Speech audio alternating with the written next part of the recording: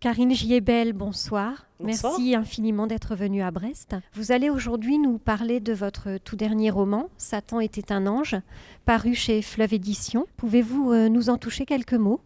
Satan était un ange, c'est l'histoire de François, qui est un avocat d'affaires, donc quelqu'un qui a vraiment réussi sa carrière, un avocat brillant, qui apprend qu'il est en danger de mort. Et sa réaction assez étrange, c'est de monter dans sa voiture et de s'enfuir, sans prévenir sa femme, sans prévenir personne. Il fait nuit, il voit un jeune homme sur le bord de la route qui fait des signes aux voitures pour qu'elles s'arrêtent, et il décide de s'arrêter et de prendre en stop ce jeune homme qui a une vingtaine d'années, qui s'appelle Paul. Et très vite, on voit que Paul également est poursuivi, est en danger, mais on ne sait pas par quoi.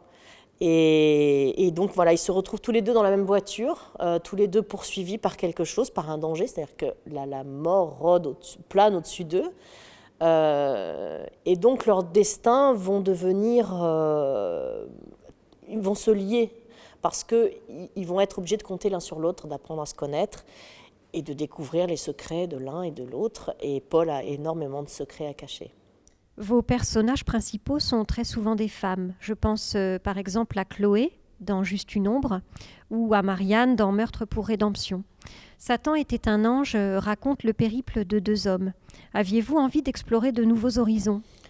Alors c'est vrai que j'aime beaucoup changer d'ambiance, d'atmosphère à chaque roman, et c'est vrai que j'ai fait beaucoup d'héroïnes, mais c'est pas du tout mes premiers personnages masculins. Il y en a de très très importants dans d'autres livres, comme Jusqu'à ce que la mort nous unisse, ou même Meurtre pour rédemption. C'est vrai que c'est Marianne l'héroïne, mais il y a des personnages masculins très très importants dans ce livre. Là, c'est vrai que j'avais le choix entre d'écrire le périple finalement de deux femmes ou de deux hommes, et j'ai fait ce choix pour encore une fois changer d'ambiance, et peut-être parce que ça s'y prêtait mieux. On découvre dans ce nouveau roman noir l'écrivain engagé que vous êtes, car vous y dénoncez un trafic de déchets toxiques, ainsi qu'un système corrompu qui n'hésite pas à prôner l'assassinat de ses détracteurs. De quoi s'agit-il exactement ?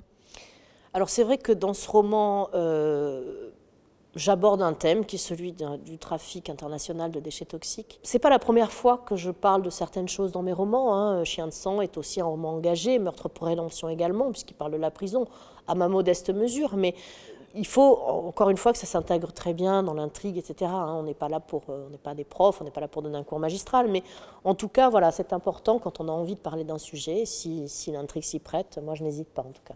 Dans vos thrillers, un thème revient souvent. Il s'agit de celui de l'enfermement, que ça soit physique, tel que la séquestration, ou l'emprisonnement, ou même moral, l'isolement psychologique, la manipulation. Satan était un ange, incarne-t-il le parfait contre-pied ? Je ne pense pas que ce soit un contre-pied parce que, en fait, c'est vrai que je parle beaucoup d'enfermement, mais c'est pour moi surtout un vecteur pour parler de la liberté. Je m'en suis aperçue très vite, si j'ai fait des livres sur la prison, la séquestration, etc. Et Satan était un ange, ça parle aussi de liberté, sauf que là, on a un autre angle de vue, puisque là, on n'a pas d'enfermement. Voilà, c'est pour ça que ça change. Mais le thème récurrent de la liberté, lui, est toujours là.